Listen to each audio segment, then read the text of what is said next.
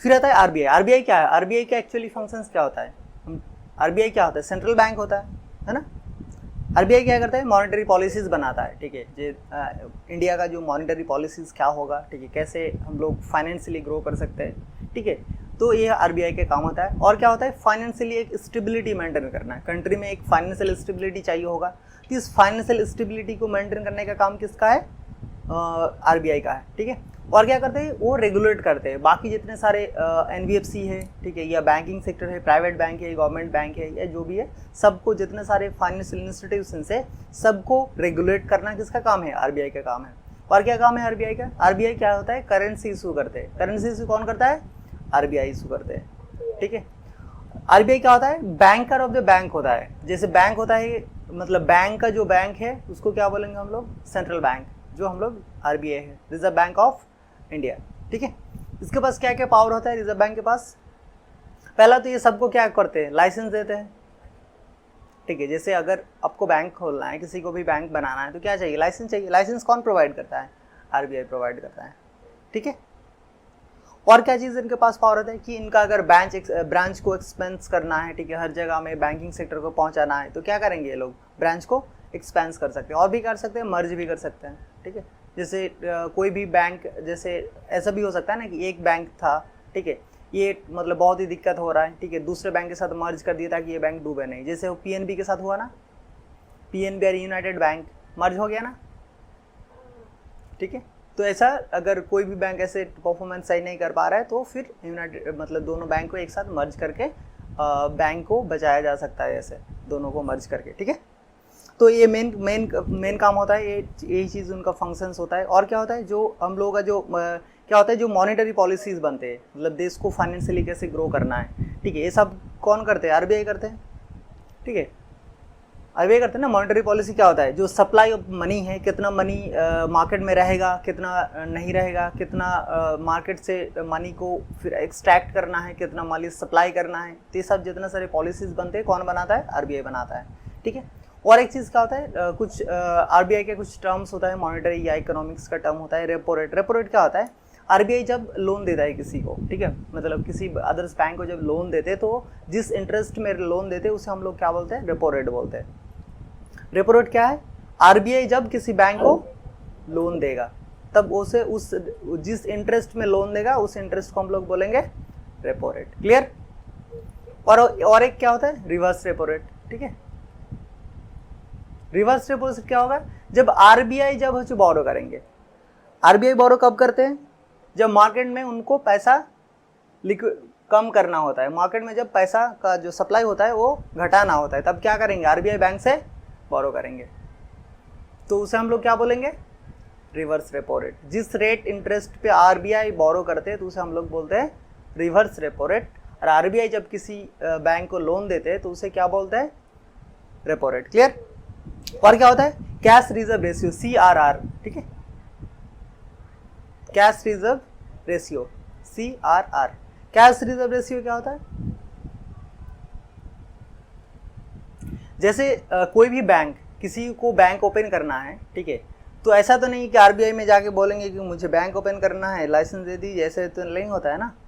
उनको आरबीआई में पैसा जमा रखना पड़ता है, ठीक है। एक जो मिनिमम परसेंटेज ऑफ अमाउंट, जितना वो मार्केट में काम करेगा, जितना पैसा लेके, उसका एक मिनिमम परसेंटेज उनको रिजर्व रखना पड़ता है, डिपॉजिट रखना पड़ता है। कहाँ पे? आरबीआई में, ठीक है। तो जितना परसेंटेज वो रखेंगे, कैश को रिजर्व रखेंगे, मतलब जैसे होता है ना, कोई भी अगर फाइनेंशियल इशू आ गया, तो क्या करना है? क्या करेंगे? वही जो जमा हुआ पैसा वही पे काम आएगा ना। जैसे घर में होता है ना कि मम्मी पापा को पैसा दे के रखते हैं कि हाँ, इमरजेंसी के टाइम में मुझे दे देना है, तो ये होता है कैश रिजर्व रेशियो। इसको कहाँ रखते हैं? आरबीआई के पास जमा रखता है इमरजेंसी के टाइम के लिए। आरबीआई खुद जमा रखते हैं सिक्योरिटी के लिए, जैसे सिक्योरिटी मनी जमा रखता है ना आरबीआई खुद। और क्या होता है? एक एसएलआर होता है, स्ट्रेचरी लिक्विडिटी रेशियो। ये क्या होता है? Statutory liquidity ratio, SLR. Statutory liquidity ratio क्या होता है कि जैसे कोई भी बैंक, ठीक है, पैसा डिपॉजिट ले रहा है पब्लिक का, और वो पूरा पैसा कहीं पे जाके इन्वेस्ट कर दिया, किसी बड़े प्रोजेक्ट में जाके इन्वेस्ट कर दिया, आज जब कोई वो पर्सन जिन्होंने पैसा जमा किया है बैंक में, वो पैसा लेने गए लेकिन बैंक के पास पैसा नहीं है। बैंक क्या बोल रहे हैं, मैं तो पैसा लगा दिया, कहाँ, एक प्रोजेक्ट में लगा दिया जो 10 साल बाद मुझे पैसा कमा के देगा, और उनको घर में अभी शादी है, उनको पैसा चाहिए, तो ऐसा तो नहीं चलेगा ना। तब तो फिर जिनका पैसा उसका काम, उनका मतलब काम के टाइम पे अगर उनको पैसा ना मिले तो फिर वो तो कभी बैंक में रहना मतलब पैसा देना नहीं आएगा ना। तो क्या करना होता है, कुछ पैसा बैंक को अपने पास जमा रखना होता है कि तुम पूरा पैसा कहीं पे नहीं लगा सकते हो। तो मतलब कुछ पैसा को आपको लिक्विडिटी में रखना है, मतलब कैश में रखना है, कैश तो नहीं मतलब लिक्विडिटी में रखना है। ऐसा नहीं कि मैं कहीं जगह पैसा लगा दिया वहाँ पे उठा नहीं सकता हो, मतलब आपके पास इतना पैसा होना चाहिए कि अगर कोई जिन्होंने पैसा डिपॉजिट किया अगर वो पैसा लेने आए तो वो पैसा आप उनको दे सकते हो, ठीक है। जैसे क्या होता है, अब जिन लोगों का सेविंग्स बैंक अकाउंट होता है, क्या होता है, एक मिनिमम अमाउंट होता है ना कि इससे ज़्यादा पैसा उठा नहीं सकते हो, होता है ना कि जैसे बैंक सेविंग अकाउंट में जाकर बोलो कि 10 लाख पैसा मतलब हमको उठाना है तो नहीं देंगे ना, क्योंकि अगर जैसे तुम्हारे पास अकाउंट में 10 लाख होगा फिर भी नहीं देंगे, क्योंकि बैंक को मेंटेन करना होता है कि तुम्हें 10 लाख दे देंगे तो फिर मेरा पैसा ही ख़त्म हो जाएगा ना। तो पहले अगर तुम्हें पहला पैसा उठाना है ज़्यादा तो पहले बैंक को नोटिस देना होता है कि मुझे इस दिन पैसा चाहिए होगा, तो मेरे लिए पैसा पहले से इकट्ठा करके रखो, ठीक है। तो सेविंग में होता है, करंट अकाउंट में क्या होता है, करंट अकाउंट में लिमिट ज़्यादा होता है, ठीक है, उसमें उनमें ज़्यादा ट्रांजेक्शन कर सकते हैं। इसीलिए जितने सारे कंपनी होता है या बिजनेसमैन होता है वो लोग क्या करते हैं, करंट अकाउंट ओपन करते हैं, उनका तो सेविंग अकाउंट होता नहीं है। सेविंग अकाउंट किन के लिए होता है, नॉर्मल पर्सन के लिए। सेविंग अकाउंट में क्या होता है, इंटरेस्ट मिलता है, लेकिन करंट अकाउंट में क्या इंटरेस्ट नहीं मिलेगा, ठीक है, वहाँ पे 0 इंटरेस्ट होता है। और क्या होता है, एक होता है MSF, क्या होता है ये, मार्जिनल स्टैंडिंग फैसिलिटी। ये क्या होता है, मतलब RBI एक चीज़ फैसिलिटी प्रोवाइड करता है बैंक को कि अगर आपको इमरजेंसी में पैसा चाहिए, ठीक है, तो मैं दूंगा। जैसे बताया ना कि किसी वक्त अगर बैंक को इमरजेंसी पैसा लग गया तो बैंक RBI उनको इमरजेंसी पैसा प्रोवाइड करते हैं, ठीक है। तो बैंक को क्या करना पड़ेगा, बैंक को कुछ जो गवर्नमेंट फंड है, ठीक है, गवर्नमेंट जो फंड मतलब बैंक को रातों रात पैसा अगर चाहिए तो किसके पास जाएगा, उसके जैसे 100 करोड़ चाहिए तो किसी के पास मिलेगा नहीं ना, ऐसे पर्सन के पास कहाँ पैसा मिलेगा। तो RBI के पास जाएगा और उनको कुछ अपना जो सिक्योरिटी है वो डिपॉजिट करेगा, जो गवर्नमेंट सिक्योरिटी हो सकता है, ठीक है, या गवर्नमेंट डेफ्ट सिक्योरिटी कुछ भी हो सकता है, उनको जमा करेगा और उनको इमरजेंसी में पैसा मिलेगा। तो उसको हम लोग क्या बोलते हैं, MSF, ठीक है, मार्जिनल स्टैंडिंग फैसिलिटी। तो ये RBI बैंक को प्रोवाइड करते हैं, ठीक है। और एक चीज़ होता है बैंक रेट, ठीक है। बैंक रेट क्या है, बैंक रेट होता है जो RBI, ठीक है, जब किसी को लोन देते हैं तो उसे हम लोग क्या बोलते थे, RBI जब लोन देते थे तो उसको क्या बोलते थे हम लोग, रिवर्स रेपो रेट, ठीक है, रेपो रेट। लेकिन यहाँ पे बैंक रेट क्या होता है, RBI जब किसी को लोन देता है तो वो भी बैंक रेट होता है। तो बैंक रेट और रिवर्स रेट और रेपो रेट के में क्या होता है, बैंक कभी कभी क्या होता है, RBI रिवर्स रेट जो रेपो रेट है उसके हायर रेट में भी लोन देते हैं, ठीक है, जो एक्चुअली रेपो रेट चल रहा होगा उस टाइम पे, ठीक है, वो हमेशा फ्लैक्चुएट करता रहता है, कभी बढ़ते रहते हैं, कभी कम मतलब घटते रहते हैं रेपो रेट जो है। तो अगर RBI रेपो रेट से ज़्यादा मतलब हायर प्राइस में अगर लोन प्रोवाइड कर रहा है किसी बैंक को, ठीक है, तो उसे हम लोग क्या बोलेंगे, बैंक रेट, ठीक है। तो बैंक रेट और रेपो रेट मतलब डेफिनेशन सेम है लेकिन कंडीशन थोड़ा अलग है, समझ आया। और क्या एक चीज़ होता है, balance of payment. Balance of payment क्या होता है, दो चीज़ होता है, एक होता है BOP और एक होता है BOT, balance of payment and balance of trade.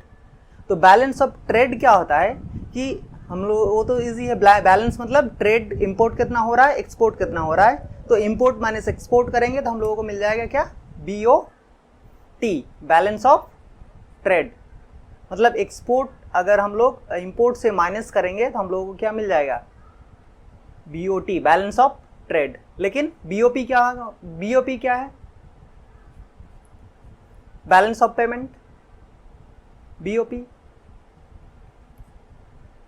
BOP क्या है कि मतलब किसी भी कंट्री से, मतलब इंडिया से कितना मनी बाहर जा रहा है और कितना मनी अंदर आ रहा है, मतलब वो किसी भी हो सकता है, एक्सपोर्ट के थ्रू हो सकता है, इनकम के थ्रू हो सकता है, किसी खरीदने के थ्रू हो सकता है, को किसी भी तरह के से। जैसे फॉरेन में जो लोग काम कर रहे हैं वो लोग पैसा इंडिया भेज रहे हैं ना, तो वो क्या होगा, पैसा इंडिया में आ रहा है, लेकिन वो क्या है, एक्सपोर्ट इंपोर्ट तो नहीं है, नहीं है ना। तो वो क्या होता है, वो बीओपी में चीज़ होगा। मतलब ज़्यादा पैसा अगर बीओपी मतलब कितना मनी, मतलब फाइनेंशियल मनी कितना आउट हो रहा है, कितना इन हो रहा है कंट्री में, तो उसका डिफरेंस जो चीज़ है उनको हम लोग बोलते हैं balance of payment. Balance of payment क्या होना चाहिए, हमेशा पॉजिटिव में होना चाहिए।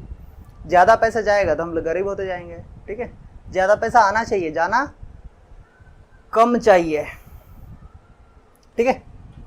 और एक चीज़ होता है फिजिकल पॉलिसी। फिजिकल पॉलिसी क्या होता है, फिजिकल पॉलिसी गवर्नमेंट बनाते हैं ना फिजिकल पॉलिसी। जैसे गवर्नमेंट क्या करते हैं, टैक्स को एडजस्ट करते हैं और उनका जो स्पेंडिंग लेवल्स है, ठीक है, उनको उनका एडजस्ट करके जो उनका पॉलिसीज़ बनते हैं कि कहाँ पे टैक्स रेट क्या रखना चाहिए, कहाँ पे कितना एक्सपेंड करना चाहिए। तो कोई भी कंट्री का या कोई भी कंट्री जब पॉलिसीज़ बनाते हैं, ठीक है, मतलब उनका जो टैक्स एडजस्टमेंट करके टैक्स रेट को, तो उसे हम लोग क्या बोलते हैं, फिजिकल पॉलिसी। फिजिकल पॉलिसी, ठीक है। और एक चीज़ क्या होता है, फिजिकल डेफिसिट, ठीक है। फिजिकल डेफिसिट क्या होता है, फिजिकल डेफिसिट क्या होगा कि गवर्नमेंट जितना एक्सपेंडिचर्स कर रहा है, ठीक है, गवर्नमेंट जितना एक्सपेंडिचर कर रहा है, ठीक है, और जितना गवर्नमेंट को पास पैसा आ रहा है, ठीक है, टैक्स से, मतलब ऐसा नहीं बोरोइंग से, मतलब गवर्नमेंट जितना एक्सपेंडिचर कर रहा है, जितना गवर्नमेंट को रिसिप्ट हो रहा है। रिसिप्ट क्या, एक्सेप्ट लोन, एक्सेप्ट बोरोइंग, मतलब लोन छोड़ के। ऐसा नहीं कि मतलब एक्सपेंडिचर मैंने 1 लाख करोड़ कर दिया, ठीक है, और मैं 1 लाख करोड़ मैंने फिर रिसीव कर लिया, उनमें से 50,000 करोड़ टैक्स है और 50,000 करोड़ लोन ले लिया, तो वो क्या होगा, वो नहीं होगा। लोन हम लोग हटा के जो करेंगे उसको बोलेंगे हम लोग फिस्कल डिफिसिट, ठीक है। टर्म समझ आ रहा है, ये सब चीज़ बैंकिंग का जो भी चीज़ है नॉर्मल, ठीक है। ये सब चीज़ देखो, ये फाउंडेशन क्लास है, तो फाउंडेशन क्लास में क्या होगा, बेसिक चीज़ पढ़ोगे और उनको सही से समझोगे। इसी चीज़ को यूज़ करके एडवांस में क्या इम्प्लीमेंटेशन से क्या क्या चीज़ है वो चीज़ हम लोग देखेंगे, ठीक है। और एक क्या चीज़ होता है, इन्फ्लेशन। इन्फ्लेशन क्या है, नॉर्मली अगर हम लोग एक्सप्लेन करें तो इन्फ्लेशन क्या है, इन्फ्लेशन क्या है कि कोई भी चीज़ का, ठीक है, किसी भी चीज़ का प्राइस जो है वो इंक्रीज करना, गुड्स एंड सर्विसेज का, ठीक है, नॉर्मली इसे हम लोग क्या बोलते हैं, इन्फ्लेशन बोलते हैं, ठीक है। और एक होता है एफडीआई। एफडीआई क्या होता है, फॉरेन डायरेक्ट इन्वेस्टमेंट, ठीक है। फॉरेन डायरेक्ट इन्वेस्टमेंट जो हम लोगों को इंडिया में अगर बाहर से किसी कंपनी या कोई भी कंट्री यहाँ पे इन्वेस्ट कर रहा है तो उसे हम लोग क्या बोलेंगे, फॉरेन डायरेक्ट इन्वेस्टमेंट। और चीज़ एक टर्म सुना होगा, free trade. Free trade agreements क्या होता है, फ्री ट्रेड एग्रीमेंट होता है ना, नाम सुना होगा बहुत जगह। जैसे किसी भी कंट्री के साथ अगर ऐसे हम लोगों का मतलब एग्रीमेंट हुआ, जैसे अगर तुम मेरे कंट्री में बिजनेस करोगे तो तुम्हें टैक्स नहीं लगेगा, अब मैं तुम्हारे कंट्री में बिजनेस करूंगा तो तुम्हें टैक्स नहीं लगेगा। इसका मतलब क्या हुआ, फ्री ट्रेड एग्रीमेंट हो गया, ठीक है। या हम लोग ऐसे कर सकते हैं कि पूरा फ्री नहीं कर सकते, लेकिन हाँ इनके साथ ट्रेड एग्रीमेंट हुआ कि हम लोगों को बीच में टैक्स कम रहेगा, बाकी कंट्री के साथ ज़्यादा रहेगा, ठीक है। मतलब वो फ्रेंडशिप बना लेना है ताकि ज़्यादा पैसा टैक्स में खर्चा ना हो जाओ, बिजनेस में करना है। और एक क्या होता है टैरिफ। टैरिफ क्या है, टैरिफ क्या होता है कि कोई भी चीज़ जब हम लोग इंपोर्ट करते हैं किसी बाहर कंट्री से, तो इंपोर्ट किया हुआ प्रोडक्ट के ऊपर या सर्विसेज के ऊपर जो टैक्सेस लगते हैं उसे क्या बोलते हैं हम लोग, टैरिफ बोलते हैं। क्लियर। कोई भी चीज़ जब लोग इंपोर्ट करते हैं तो इंपोर्ट जैसे एक इंपोर्ट ड्यूटीज लगते हैं ना, उसे हम लोग बोलते हैं टैरिफ, ठीक है। क्लियर। इंपोर्टेड चीज़ों के ऊपर टैरिफ लगते हैं। और एक होता है ACZ। ACZ क्या होता है, स्पेशल इकोनॉमिक जोन। ACZ क्या होता है, स्पेशल इकोनॉमिक जोन की कंट्री में बहुत सारे ऐसे जगह होगा कि जहाँ पे क्या होगा, बिजनेस का जो मतलब लॉज होगा वो थोड़ा अलग होगा बाकी कंट्री के अलग रीजन से। क्योंकि जैसे होता है कि जहाँ पे जैसे बैंगलोर हो गया, चेन्नई हो गया, मुंबई हो गया, ठीक है, दिल्ली हो गया, विशाखापत्तनम हो गया, ये क्या है, बिजनेस एरिया है ना। तो वहाँ पे अगर कोई भी बाहर से बिजनेस करने आ रहा है और उनको बिजनेस करने में बहुत दिक्कत आ रहा है, ठीक है, तो वो बिजनेस थोड़ी करेगा, वो भाग जाएगा ना। तो इसलिए वहाँ पे लॉ थोड़ा ऐसा ईजी बनाते हैं ताकि लोग वहाँ पे बिजनेस करने के लिए सूटेबल रहे, लेकिन बाकी जगह में फिर स्ट्रिक्ट ही रहता है। हाँ तो हाँ, तो थोड़ा उनको एडवांटेज देते हैं, या जो भी मतलब जो चाहे मतलब थोड़ा अलग लॉज होता है बाकी का मतलब एरिया के हिसाब से, तो उसे हम लोग बोलते हैं स्पेशल इकोनॉमिक जोन, क्योंकि उन वो एरिया को अलग से इम्पोर्टेंट देने के लिए, या उस एरिया को ग्रो करने के लिए, या फाइनेंशियल हब बनाने के लिए, या टेक्नोलॉजिकल हब बनाने के लिए, या बैंकिंग हब बनाने के लिए, जो भी चीज़ हम लोगों को जैसे होता है ना, तो वहाँ पे कुछ स्पेशल अलग से लॉ बनाया जाता है, तो उस एरिया को हम लोग क्या बोलेंगे, स्पेशल इकोनॉमिक जोन। ठीक है, इतना तक समझ आ गया।